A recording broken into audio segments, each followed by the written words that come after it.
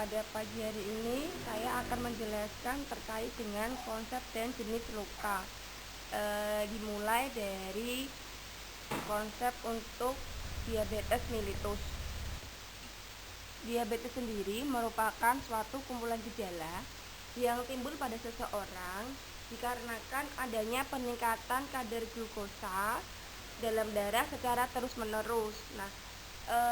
Ini akan mengakibatkan insulin itu menjadi kurang baik secara kuantitatif maupun kualitatif, di mana keseimbangan kadar glukosa darah pada seseorang itu kalau pada puasa bisa sekitar 60 sampai 120 mg mg dan di bawah 140 mg/dl saat 2 jam setelah puasa. Dari American Diabetes Association menyatakan bahwa diabetes merupakan kelompok penyakit metabolik di mana ditunjukkan dengan adanya hiperglikemia. Hiperglikemia ini bisa berasal dari sekresi insulin yang kurang ataupun kerja insulin yang kurang ataupun gabungan dari kedua-duanya. Jadi ada masalah pada sekresi insulin dan kerja insulinnya pun jadi terhambat.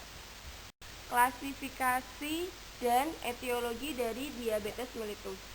Diabetes mellitus sendiri dapat terbagi menjadi 4 kategori atau 4 klasifikasi.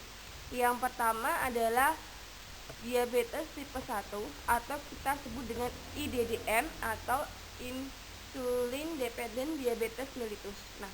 Ini merupakan salah satu macam diabetes mellitus yang dia terjadi karena adanya perusakan pada sel pankreas atau menjadi destruksi pada sel beta, sehingga menyebabkan kurangnya produksi insulin. Biasanya diabetes tipe 1 ini merupakan salah satu dari keturunan atau alergi pada sistem imun. Ini biasanya ditemukan pada usia muda. Yang kedua atau NIDDM atau non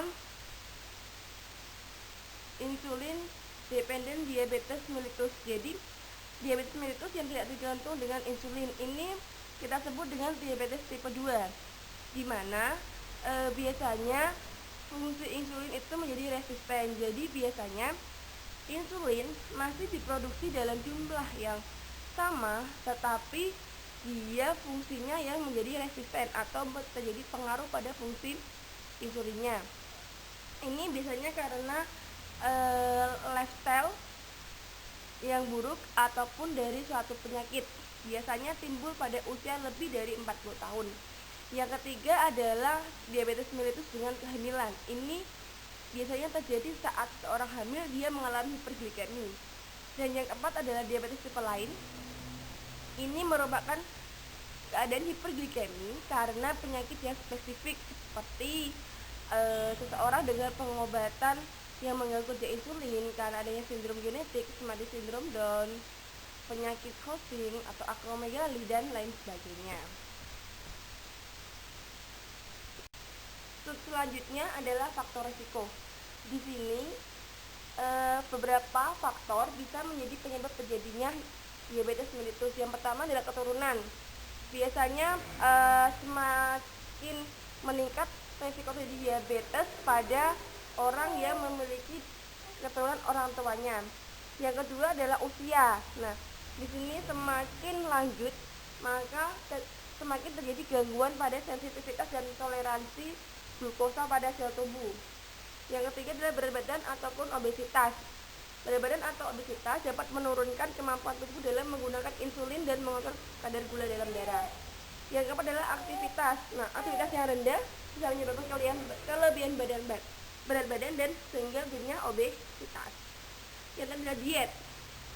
Jika terjadi diet yang salah, maka terjadi penumpukan lemak sehingga lemak berlebih sehingga menyebabkan gangguan pada fungsi sel beta pankreas. Stres.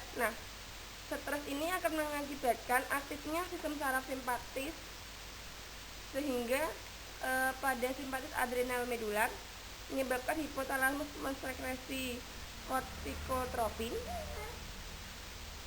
sehingga terstimulasinya hormon pituitari anterior sehingga produksi adenokortikotropik faktor atau ACTH yang akan meningkatkan hormon kortisol. Nah, hormon kortisol ini dapat meningkatkan kadar glukosa dalam darah. Diabetes sendiri memiliki tanda dan gejala. Yang pertama adalah orang dengan diabetes dia akan mengalami yang namanya trias diabetes. Nah, trias diabetes ini terdiri dari yang satu, banyak minum, banyak kencing, dan banyak makan. Jadi trias diabetes itu adalah polifagi, polidipsi, dan poliuri. Polifagi itu dia banyak makan, polidipsi itu banyak minum, sedangkan poliuri itu banyak kencing. Nah, tetapi yang sangat mengherankan adalah berat badannya semakin turun. Selanjutnya, kadar glukosa darah pada waktu puasa itu lebih dari 120 mg per dl. Dan yang ketiga adalah kadar glukosa darah 2 jam sudah puasa lebih dari 200 mg per dl. Saat seseorang mengalami beberapa gejala ini, baru dia dikatakan mengalami diabetes mellitus. Jadi kita tidak bisa mengatakan seorang itu mengalami diabetes mellitus kalau hanya ada satu atau dua gejala. Terdapat dua komplikasi pada diabetes. Yang pertama adalah komplikasi akut. Nah, reaksi komplikasi akut ini terdiri dari reaksi hipoglikemi, ada koma hipoglikemi. Seseorang tidak sadarkan diri jika glukosanya sangat rendah, kita bisa memberikan glukos 40% secara IP.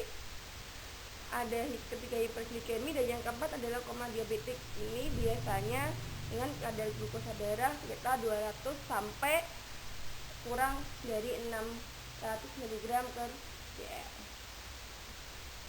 Komplikasi yang kedua adalah komplikasi kronik.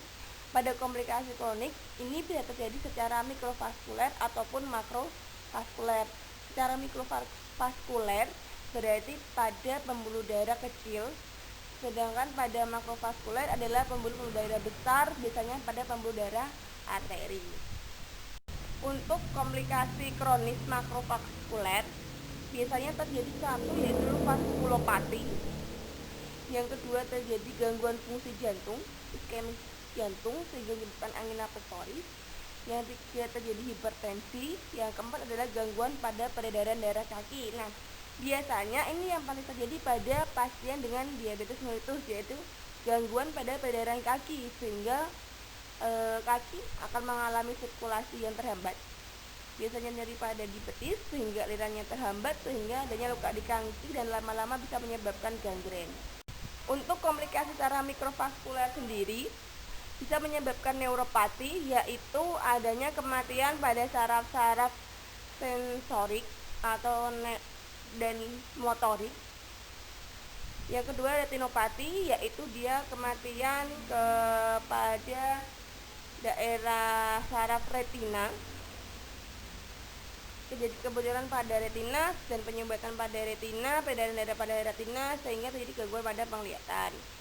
Nah, yang ketiga adalah nefropati, yaitu adalah kematian pada saraf-saraf nefron. Ini terjadi di ginjal. Ini karena kerusakan metabolisme dan hipertensi sehingga terjadi peningkatan sampah hasil metabolisme protein, yaitu kreatinin dan ureum. Terdapat pengelolaan diabetes yang terdiri dari 5 pilar utama penanganan diabetes.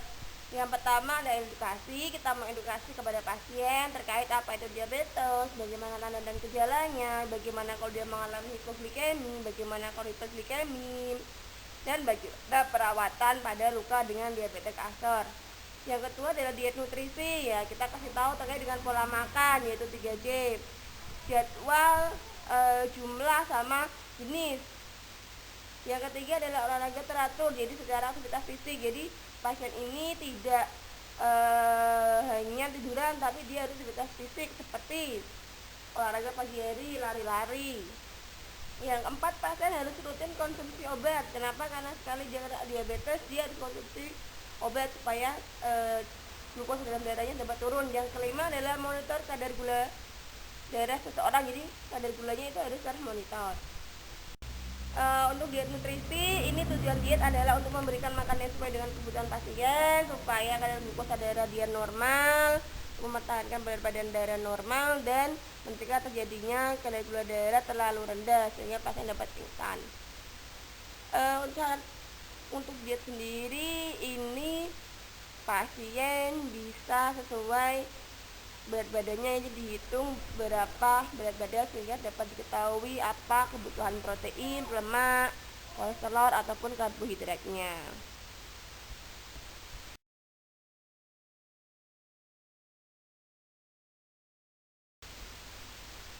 Nah, untuk pada pasien diabetes sendiri kita perlu melakukan pencegahan luka. Kenapa? Karena luka merupakan salah satu hal yang paling sering dialami oleh pasien diabetes.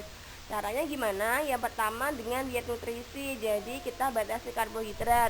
Yang kedua dengan perawatan kaki. Nah, kita ajarkan pada pasien bagaimana cara merawat kaki yang benar dengan cara mencuci kaki, dikeringkan, kita kasih tahu cara untuk gunting kukunya, kita memberikan pelumas pada kaki supaya tidak kering. Terus ganti kaos kaki sesuai dengan ukuran, jangan kebesaran ataupun kekecilan. Pakai sepatu pun sama, kalau kekecilan nanti terjadi lecet, nah itu menyebabkan luka. Terus jangan sampai pasien diabetes ini dia berjalan tanpa alas kaki. Kenapa? Karena kebanyakan pasien-pasien diabetes dia mengalami yang namanya penurunan sensitivitas pada kaki sehingga tidak tahu kalau itu nanti akan terjadi luka. Nggak kerasa ya, jadi harus pakai alas kaki. Dan terakhir hindari menggantungkan kaki. Dan yang paling penting adalah kita ajarkan terkait dengan senam kaki diabetes.